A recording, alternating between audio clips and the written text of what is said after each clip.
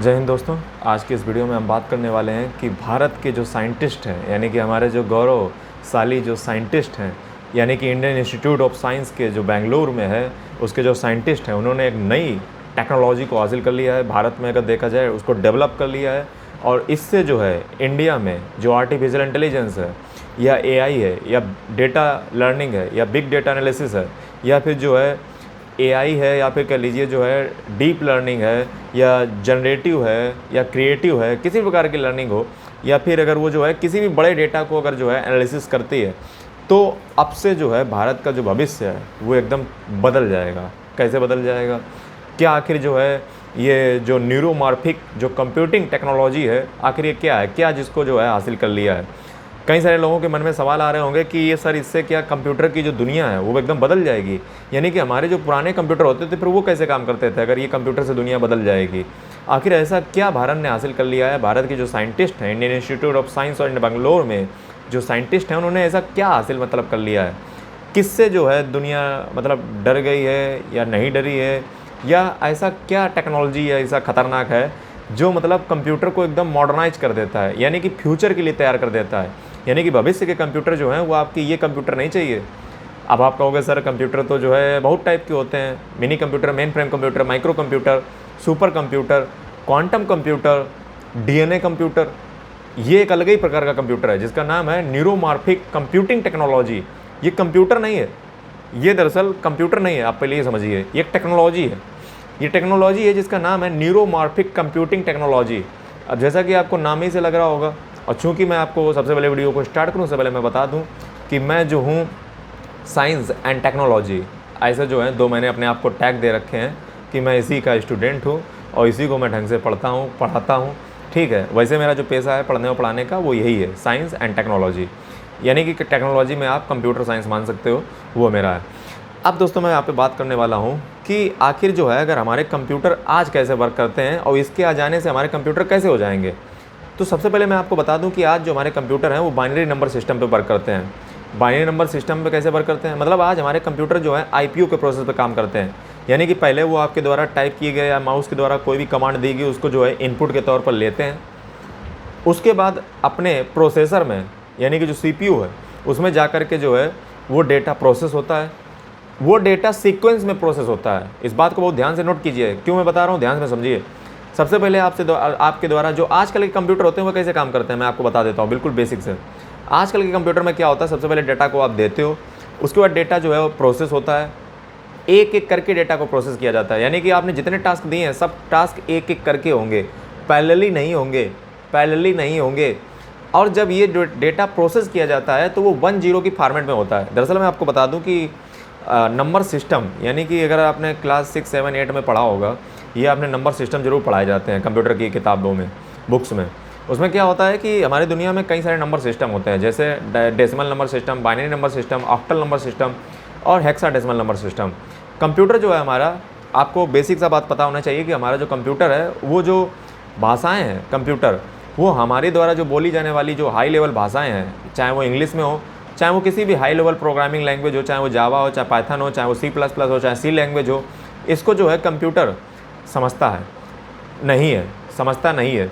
लेकिन कंप्यूटर फिर किसको समझता है? कंप्यूटर समझता है लो लेवल लैंग्वेज को। लो लेवल लैंग्वेज क्या होती हैं? लो लेवल लैंग्वेज वो लैंग्वेज होती हैं जिसको एक इंसानी दिमाग आसानी से नहीं समझ सकता है। जैसे 0-1 के फॉर्मेट में किसी भी नंबर को लिख देना, आप क्या 0-1 के फॉर्मेट में किसी भी नंबर को समझ सकते हो? नहीं समझ सकते हो, कंप्यूटर समझ सकता है। यानी कि कंप्यूटर समझता है 0-1 की फॉर्मेट को, यानी कि डिजिटल नंबर सिस्टम नहीं कहेंगे, यानी कि डिजिटल फॉर्मेट में समझता है 0-1 की फॉर्म में। 0 का मतलब होता है करंट ऑफ, 1 का मतलब होता है करंट ऑन, यानी कि करंट को चालू कर दीजिए। यानी कि कंप्यूटर जो समझता है वो बाइनरी नंबर सिस्टम को समझता है, यानी कि लो लेवल लैंग्वेज को समझता है। लो लेवल लैंग्वेज में आती है असेंबली लैंग्वेज या फिर जो है बाइनरी नंबर सिस्टम वाली जो ये लैंग्वेज है, यानी कि जिसको एक इंसानी दिमाग आसानी से नहीं समझ सकता है, क्योंकि इंसानी दिमाग 1-0-1-0-0-1 के फॉर्मेट के डाटा को समझने के लिए नहीं बना हुआ है। अब इंसानों के सामने सबसे बड़ी समस्या ये थी कि कंप्यूटर को डेटा पढ़ाया कैसे जाए, तो इंसानों ने क्या किया, एक नई भाषा को डेवलप कर लिया जिसका नाम दे दिया high level language. High level language में आज हमारी मॉडर्न लैंग्वेजेस आती हैं, जैसे C++, जावा, पाइथन, HTML, CSS, सी लैंग्वेज और .NET, और इस प्रकार से जो है JS, रिएक्ट JS, इसे वगैरह जो है JS वगैरह, जावास्क्रिप्ट वगैरह, कई PHP या SQL इस प्रकार की हमारी बहुत सारी लैंग्वेजेस आती हैं जिनको हम हाई लेवल की कैटेगरी में रखते हैं। सवाल ये है कि हमें आती है हाई लेवल, कंप्यूटर को आती है लो लेवल, कंप्यूटर को समझाएं कैसे? तो सीधी सी बात है, उसके लिए हम ट्रांसलेटर का प्रयोग कर लेंगे। जैसे हमारे आज प्राइम मिनिस्टर उधर उधर जाते हैं, प्रेसिडेंट उधर उधर जाते हैं, तो ट्रांसलेटर का प्रयोग करते हैं। इसी प्रकार से जो कंप्यूटर को समझाने के लिए हम क्या करते हैं, ट्रांसलेटर का प्रयोग कर देते हैं। ट्रांसलेटर होते हैं दो प्रकार के, एक होता है इंटरप्रेटर, एक होता है कंपाइलर। इंटरप्रेटर क्या करता है, लाइन बाई लाइन कोड को चेक करता है, यानी कि जो आपने टाइप किया, जो भी प्रोग्रामिंग टाइप की है उसको लाइन बाई लाइन चेक करता है। कंपाइलर एक साथ जो है उसको चेक कर देता है कोड को। इंटरप्रेटर चूंकि लाइन बाई लाइन चेक करता है इसलिए उसकी जो एक्यूरेसी वो ज़्यादा होती है। कंपाइलर चूंकि एक साथ चेक कर देता है उसकी एक्यूरेसी कम होती है थोड़ी सी। अब यहाँ पे आपको बात समझ आ चुकी है कि आज हमारे जो कंप्यूटर हैं वो इनपुट प्रोसेस आउटपुट के तौर पे काम करते हैं और किसी भी डेटा को एक सीक्वेंस में लेते हैं, यानी कि पहले पहला काम होगा, फिर दूसरा काम होगा, फिर तीसरा काम होगा, फिर चौथा काम होगा, लेकिन पैरेलल में नहीं होगा, पैरेलल में नहीं होगा। आज हमारे कंप्यूटर जो है बहुत ज़्यादा एनर्जी को कंज्यूम करते हैं। जैसे मैं अपना धुलंधुलू जो है इधर खोल के बैठा हुआ हूँ आपको दिखा नहीं सकता हूँ वरना हमारा जो है सिस्टम सब बिगड़ जाएगा। तो मैं आपको बता दूं कि हमारे जो आजकल के कंप्यूटर हैं, आजकल के कंप्यूटर में हमारी ख़राबी पता क्या है? पहला तो ये कि उनको पहले इनपुट दो, फिर प्रोसेस करेंगे, फिर उसको आउटपुट देंगे। बहुत बड़ी नुकसान है ये आजकल के जो हमारे कंप्यूटर हैं। दूसरा नुकसान इनमें ये है कि 1-0 की फॉर्मेट में डेटा को एनालिसिस करते हैं, जिससे क्या होता है, इसका जो है एनर्जी का कंजम्पशन बहुत हाई है।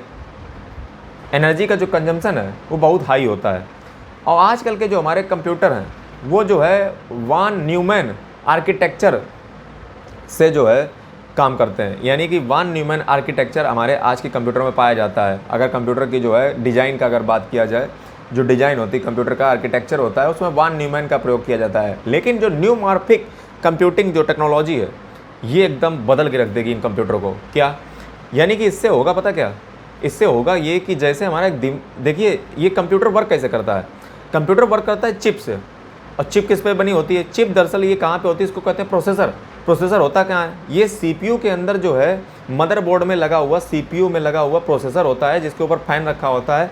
उस CPU के द्वारा उस जो चिप है, सेंट्रल प्रोसेसिंग यूनिट, प्रोसेसर, वो प्रोसेसर ही आपके कंप्यूटर में जितनी भी गणनाएँ हो रही हैं, जितनी भी कैलकुलेशंस हो रही हैं, उनका जिम्मेदार या अकाउंटेबल होता है। अब सवाल ये है सर, वो चिप तो बहुत अच्छे से काम कर रही है, बहुत बढ़िया कैलकुलेशन कर रही है, सब कर रही है, तुम्हें दुख तकलीफ क्यों है?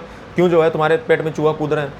तो दुख तकलीफ ये है कि जो वो चिप है जो सिलिकॉन की बनी हुई है, सिलिकॉन और जो है सिलिकॉन की क्यों बनती है? दरअसल सिलिकॉन, अगर आपको पता हो, आपके लिए क्वेश्चन मैं छोड़ दे रहा हूँ, सिलिकॉन वैली किसको कहते हैं?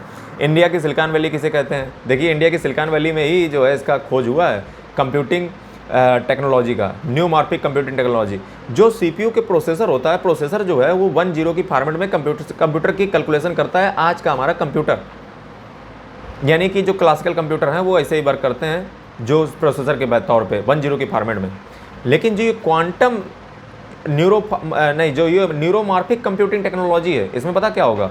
इसमें ये होगा कि जो अभी तक हमारे जो प्रोसेसर काम करते थे वो 1-0 की फॉर्मेट में काम करते थे, लेकिन अब जो हमारे प्रोसेसर हैं वो 1-0 के फॉर्मेट में काम नहीं करेंगे, बल्कि वो इंसानी दिमाग की तरीके से काम करेंगे। अब आप कहोगे सर इंसानी दिमाग, रोबोटा, चिट्टी? जी हाँ, दरअसल मैं आपको बता दूं, रोबोटा जो वो वर्ड है ना, वो रोबोटा से ही रोबोट डिराइव हुआ है। जब बात रोबोट की आती है तो जो है कई सारे प्रिंसिपल्स भी आते हैं, जिसमें बहुत ज़्यादा फेमस प्रिंसिपल है रोबोट का, वो है असिमोव लॉ। फिलहाल यहाँ पे मैं आपको नहीं बताने वाला हूँ, आप जो है उसको पढ़िए जा करके, कभी किसी वीडियो में बात करेंगे कि रोबोट का प्रिंसिपल क्या होता है, किस सिद्धांत पर रोबोट वर्क करते हैं। यानी कि जो न्यूरोमॉर्फिक कंप्यूटिंग टेक्नोलॉजी है, इसमें होगा पता क्या? इसमें होगा ये कि जो कंप्यूटर हैं वो न्यूरॉन्स की तरीके से वर्क करेंगे। मतलब अभी तक क्या होता है, हमारा दिमाग में कोई भी प्रोसेसिंग करनी होती है, हमारा दिमाग जो है बहुत कम से कम एनर्जी में बहुत ज़्यादा आउटपुट हमें दे देता है। मतलब हमारे पास जो है खाने पीने का भले ही ना हो, लेकिन हमारा दिमाग काम करता रहता है। इसका मतलब क्या निकला? इसका मतलब ये निकला कि हमारा जो दिमाग है उसको बहुत कम एनर्जी चाहिए होती है। अगर इसी प्रकार से हम एक प्रोसेसर का निर्माण कर दें जो एकदम दिमाग की तरीके से हमारे सोचे, दिमाग की तरीके से काम करे, दिमाग की तरीके से सिग्नल्स को न्यूरॉन्स की फॉर्मेट में जनरेट करे और उसको सिनेप्स की सहायता से एक दूसरे के पास भेजे, लो एनर्जी कंजम्पशन हो, कितने हमारे कंप्यूटर बढ़िया हो जाएंगे, एडवांस हो जाएंगे। जबकि पुराना वाला क्या कर रहा था, बहुत ज़्यादा एनर्जी का कंजम्पशन कर रहा था, बहुत ज़्यादा जो है हीट लेता था, बहुत ज़्यादा गर्म होता था, जिसके कारण CPU के ऊपर हमेशा पंखा रखा ही रहता था। अब इसके आने से क्या हो जाएगा कि जो कंप्यूटर के जो प्रोसेसर हैं वो दिमाग की तरीके से सोचेंगे। दिमाग की तरीके से सोचने का मतलब समझ रहे हो आप? दिमाग की तरीके से सोचने का मतलब ये है कि वो जो इंसानों के द्वारा जितने भी अभी तक, देखिए प्रोसेसर में क्या होता था, अभी तक आपका जो प्रोसेसर है उसको सीखता नहीं था। अभी तक जो आपका प्रोसेसर है वो सीखता नहीं था। जैसे आपके कंप्यूटर में, जैसे मान लीजिए आपके कंप्यूटर ने आज तक कुछ सीखा, तो इसका जवाब है आंसर नो। कहीं सीखेगा भैया? उसको जो काम दिया गया वो काम वो कर देता है। Input process output, input process output. अरे भैया कुछ दिमाग लगाया करो, कुछ सोचा करो, कुछ विचार किया करो। अगर हम बार बार वही काम कह रहे हैं तो उसको सोचा करो, समझा करो। ये जो चीज़ है ये क्वांटम, सॉरी बेर में क्वांटम जो है मैं खपड़िया में भरा हुआ है, तो क्वांटम ही चलता रहता है, फिजिक्स और क्वांटम फिजिक्स। छोड़िए अच्छा, हम मुद्दे पे आते हैं। मुद्दे ये है कि जो ये प्रोसेसर है, जो ये न्यूरोमॉर्फिक कंप्यूटिंग टेक्नोलॉजी पे बेस्ड प्रोसेसर है, इसमें क्या होगा कि जो ये प्रोसेसर है इसके पास स्वयं की क्षमता होगी हमारे द्वारा दिए गए जो डेटा है उसको ये एनालिसिस करता रहेगा, कंटिन्यू एनालिसिस करता रहेगा और अपने आप को इन्हेंस करेगा। ये प्रोसेसर ऐसा होगा, यानी कि हमारे दिमाग की तरीके से, यानी कि ब्रेन ऑन चिप इसको टैग दिया गया है। यानी कि आपका दिमाग आपकी चिप पे आ जाएगा। यानी कि अब ये भी जो है अपने पास्ट एक्सपीरियंस से सीखने लगेगा। दरअसल जो है मैं कभी भी बच्चों को पढ़ाता हूँ कि कंप्यूटर के नुकसान क्या है, तो कंप्यूटर का नुकसान ये है कि कंप्यूटर ह्यूरिस्टिक नहीं होता, यानी कि अपने पास्ट एक्सपीरियंस से सीखता नहीं है। कंप्यूटर पास्ट एक्सपीरियंस से सीखता नहीं, इसका मतलब उसका प्रोसेसर पास्ट एक्सपीरियंस से नहीं सीखता है। लेकिन जो ये न्यूरोमॉर्फिक कंप्यूटिंग टेक्नोलॉजी पे बेस्ड प्रोसेसर है, ये अपने पुराने एक्सपीरियंस से सीखेगा, अपने आप को इन्हेंस करेगा, अपने आप को इम्प्रूव करेगा। ये देखिए आ गया ना आर्टिफिशियल इंटेलिजेंस के नज़दीक ही। एआई भी क्या करती है, यही करती है। यानी कि एआई का जो आर्किटेक्चर अगर इसके साथ हम इनबिल्ट कर दें तो ये प्रोसेसर सीखने लगेगा। इसमें होता क्या है कि इसमें जो इम्पल्स निकलते हैं न्यूरॉन्स के तरीके से निकलते हैं। जैसे न्यूरॉन में जो है, जैसे हमारे दिमाग में क्या होता है, हमारा पूरा दिमाग जो पूरा शरीर है कैसे चलता है, नर्वस सिस्टम के द्वारा। ऐसे ही जो ये है, इसमें होता क्या है कि इसमें न्यूरॉन्स होते हैं, कुछ सिनेप्स होते हैं। अब होता क्या है कि इसमें हमारे जो है बहुत सारे न्यूरॉन जानकारी, इसमें देखिए होता क्या है, ये लिखा है न्यूरोमॉर्फिक कंप्यूटिंग में जो है क्या होता है कि जो सिग्नल है उसको पहुंचाने का जो काम करता है वो जो है न्यूरॉन सिस्टम करता है। यानी कि न्यूरॉन्स का बहुत बड़ा सिस्टम बना देते हैं, नकली आर्टिफिशियली हम बना देते हैं। जो प्रोसेसर है उसमें बना देते हैं, जो चिप में बना देते हैं। उसके बाद जो सिनेप्स हैं वो एक सिग्नल को दूसरे स्थान पर ले जाने का काम करते हैं। लो एनर्जी का कंजम्पशन होता है। दूसरा का देखा जाए तो स्पाइकिंग न्यूरल नेटवर्क, यानी कि जो सामान्य पहले जो कंप्यूटर होते थे, यानी कि अभी भी होते हैं, होते क्या थे जो ये सब वर्क करते थे ANNS टेक्नोलॉजी पे, यानी कि सामान्य आर्टिफिशियल न्यूरल नेटवर्क्स पे। लेकिन अब जो कंप्यूटर आएंगे वो वर्क करेंगे स्पाइकिंग न्यूरल नेटवर्क पे। स्पाइकिंग यानी कि इसमें क्या होगा, न्यूरॉन के तरीके से स्पाइक जनरेट होंगी और ये आर्टिफिशियली जनरेट होंगी। उसके बाद सिनेप्स के माध्यम से उधर से एक दूसरे के नेटवर्क को जोड़ा जाएगा और इसके पश्चात जो है बिल्कुल जैसे हमारा दिमाग वर्क करता है, जैसे उसमें इम्पल्स निकलती हैं और एक दूसरे से दूसरे स्थान पे जाती हैं, कनेक्ट होती हैं, नेटवर्क बनता है, उसी प्रकार से ये SNNS के फॉर्मेट में वर्क करेगा। दूसरा चीज़ लो पावर कंजम्पशन होगा। दूसरा चीज़ जो सबसे इम्पोर्टेंट है, वो इम्पोर्टेंट पता क्या है, सबसे इम्पोर्टेंट चीज़ वो ये है कि अभी तक हमारे जो कंप्यूटर होते थे वो क्या करते थे, उसमें जो प्रोसेसिंग का काम है और जो मेमोरी का काम है वो अलग अलग होता था। मतलब ये है, जैसे हमारे दिमाग में क्या होता है, हमारे दिमाग में क्या मेमोरी अलग रखी है, सोचने वाला अलग रखा है। तो आप कहोगे ना सर ये कैसी बात कर रहे हो, बहकी बातें कर रहे हो। तो ये जो बहकी बातें हैं, दरअसल अगर आप ध्यान से सोचो, अगर मैं आपसे कहूँ कि आपने याद किया, आप कहोगे हाँ यहीं से होता है। आपसे कहूँ सोचा, यहीं से होता है। ये भैया एक ही जगह से हो रहे हैं। लेकिन हमारे कंप्यूटर कैसे काम करते हैं, हमारे कंप्यूटर में तो मेमोरी अलग होती है, सोचने वाला प्रोसेसर अलग होता है। क्या हो कि प्रोसेसर और मेमोरी को एक साथ कंबाइन कर दिया जाए। जब मेमोरी और जो प्रोसेसर है जब एक साथ दिमाग की तरीके से वर्क करने लगेगा तो इससे कंप्यूटर की जो एफिशिएंसी है वो बहुत ज़्यादा बढ़ जाएगी। देखिए पावर, देखिए समझिए बात को समझिए।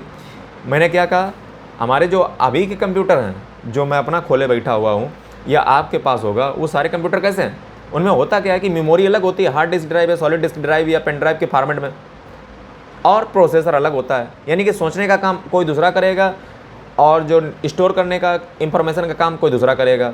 समय नहीं लगता है, वेस्टेज ऑफ टाइम नहीं होता है। लेकिन क्या हो, ये दोनों चीज़ों को एक ही साथ इनबिल्ड कर दिया जाए। सोचने का काम एक ही करेगा, मेमोरी स्टोर करने का काम भी वही आदमी करेगा, दोनों एक साथ कंबाइन हो गए तो बन गया ना माइंड। बन गया ना माइंड, और जब ये माइंड बन गया तो फिर क्या बनेगा, ये बनेगा न्यूरोमॉर्फिक कंप्यूटिंग टेक्नोलॉजी पे बेस्ड प्रोसेसर, जो एक दिमाग की तरीके से सोचेगा, दिमाग की तरीके से काम करेगा और दिमाग की तरीके से ही सारे फंक्शन को परफॉर्म करेगा। ऐसा जो है शायद ही आपने कभी ऐसा पहले सुना हो कि ऐसा कैसे हो सकता है। नेक्स्ट चीज़ अगर मैं बात करूँ, नेक्स्ट चीज़ ये है कि ये जो है ये सब कहलाएंगे क्या, इस चिप को हम क्या नाम दें। हालांकि आपने टैगलाइन को दूसरी सुनी होगी, इस खालिस्तान को क्या नाम दूँ, लेकिन इस चिप को क्या नाम दूँ। तो इस चिप का नाम है न्यूरोमॉर्फिक चिप्स। इसका नाम क्या रखा गया है, न्यूरोमॉर्फिक चिप्स। एक जो सबसे खासियत बात मैं इस चिप की बताऊं, वो खास बात पता क्या है, वो खास बात ये है कि इनपुट प्रोसेस आउटपुट पे काम नहीं करेगा। मतलब ये है कि एक साथ ये 1602 बार स्टेट पे एक साथ काम कर सकता है। जैसे कभी कभी क्या होता है, हम जो है कंप्यूटर चलाते चलाते सॉन्ग भी सुन लेते हैं, पढ़ भी लेते हैं, किताब भी खोल लेते हैं, सब कर लेते हैं। जैसे इस समय मैं आपके सामने बोल रहा हूँ तो साथ में जो है मेरे कंप्यूटर पे भी स्क्रीन है। हो सकता है कोई टॉपिक मैं भूल जाऊँ, इसलिए मैं पहले कंप्यूटर पे ही उतार के रखता हूँ। इस समय मैं एक साथ दोनों काम कर रहा हूँ, वीडियो भी रिकॉर्ड कर रहा हूँ, देख भी रहा हूँ, पढ़ भी रहा हूँ, समझ भी रहा हूँ, कैसे कर ले रहा हूँ। यानी कि मेरे पास ये जो है अनुभव है कि मैं एक साथ कई सारे काम को साइमल्टेनियसली कर सकता हूँ। लेकिन क्या कंप्यूटर ऐसा कर सकता है? कंप्यूटर ऐसा नहीं कर सकता है। कंप्यूटर एक समय पे एक ही काम को करता है, और कंप्यूटर एक समय पे एक ही सीक्वेंस में डाटा को जो है एग्जीक्यूट करता है। बात को समझिए, कंप्यूटर एक समय में बहुत सारे काम तो कर सकता है, लेकिन अगर कंप्यूटर से हम कोई डेटा को प्रोसेस करवाने की बात आ जाती है तो कंप्यूटर एक एक करके सबको पिक करता है, एक एक करके सबको पिक करता है एक सीक्वेंस में। लेकिन न्यूरोमॉर्फिक क्वांटम, ये क्वांटम जो है परेशान की है मुझे। न्यूरोमॉर्फिक जो कंप्यूटिंग टेक्नोलॉजी है, इसमें क्या होगा कि कंप्यूटर जो है, जो प्रोसेसर है, वो एक साथ पैरेलली बहुत सारे डेटा को एक साथ जो है प्रोसेस कर सकता है। अब आप कहोगे सर ये आ गए हम आर्टिफिशियल इंटेलिजेंस और बिग डेटा एनालिसिस के करीब। बिग डेटा एनालिसिस में क्या चाहिए होता है, एक साथ ही पैरेलली हमें बहुत सारा डेटा को एनालिसिस करना पड़ता है। यानी कि आने वाले समय में हम इससे रोबोट को डेवलप कर पाएंगे, रोबोट जो अपने आप को सीखेंगे, इन्हेंस करेंगे, उनकी मेमोरी, दिमाग बिल्कुल जो है, अगर ये वाला दिमाग हमने उनके अंदर डाल दिया हम रोबोट के अंदर, तो वो रोबोट फिर चिट्टी और चिट्टा वाला बनेगा, जो आपने मूवियों में देखा होगा, वही रोबोट बन के निकलेगा। क्योंकि उसके पास अनुभव से सीखने की जो है क्षमता है, वो दिमाग की तरीके से काम करता है। मेमोरी और जो प्रोसेसिंग है उसकी एक ही में कंबाइन है, पैरेलली वो बहुत सारे डायमेंशन को सोच सकता है। ये सारी चीज़ें जो हैं उसके पास आ जाएंगी। रोबोटिक्स में इसका प्रयोग है, आर्टिफिशियल इंटेलिजेंस में इसका प्रयोग है, इमेज और सिग्नल प्रोसेसिंग में इसका बहुत ज़्यादा प्रयोग है, क्योंकि इससे एनर्जी का बहुत ज़्यादा कंजम्पशन कम हो जाएगा। क्योंकि दिमाग भी कम एनर्जी का ही कंजम्पशन करता है, तो ये भी कम ही एनर्जी का कंजम्पशन करने वाला है। नेक्स्ट चीज़ अगर देखी जाए तो ये जो है निर्णय लेने में, यानी कि डिसीजन जो इसकी पावर है, यानी कि डिसीजन टेकिंग एबिलिटी इसकी बढ़ जाएगी। आजकल के कंप्यूटर जो है डिसीजन नहीं ले पाते हैं, लेकिन इसकी चूँकि एक साथ इतनी सारी डायमेंशन को एक साथ एनालिसिस करने की क्षमता है, इसलिए इसके डिसीजन की जो क्षमता है, यानी कि डिसीजन टेकिंग एबिलिटी बहुत ज़्यादा होगी, और ये डिसीजन निर्णय को ले सकेगा, उसको एग्जीक्यूट कर सकेगा, और कई सारी डायमेंशन को एक साथ विचार कर सकेगा, उनको सोच सकेगा, पैरेलली कई सारी डायमेंशन में सोच सकता है, जो एक यूपीएससी एस्पिरेंट के अंदर होनी चाहिए। तो इसी प्रकार के जो वीडियो अगर आपको पसंद आते हो देखना, तो वीडियो को लाइक करें, चैनल को सब्सक्राइब करें यदि आप यूपीएससी एस्पिरेंट हैं, और आप जो है एक जिंदा दिमाग व्यक्ति हैं जो दुनिया की सारी बातों को जानना चाहते हैं, वो अगर एक आपको जिंदा इग्नाइटेड माइंड्स बनाती हैं, तो ये चैनल आपके लिए है। इस चैनल पे आपको कुछ नया सीखने को मिलता है, कुछ नया लाता हूँ, भौकालबाजी लाता हूँ, और यूपीएससी एस्पिरेंट हो तो ज़रूर सब्सक्राइब कर लीजिएगा। जल्दी मिलते हैं एक नए वीडियो के साथ, तब तक के लिए जय हिंद, वंदे मातरम।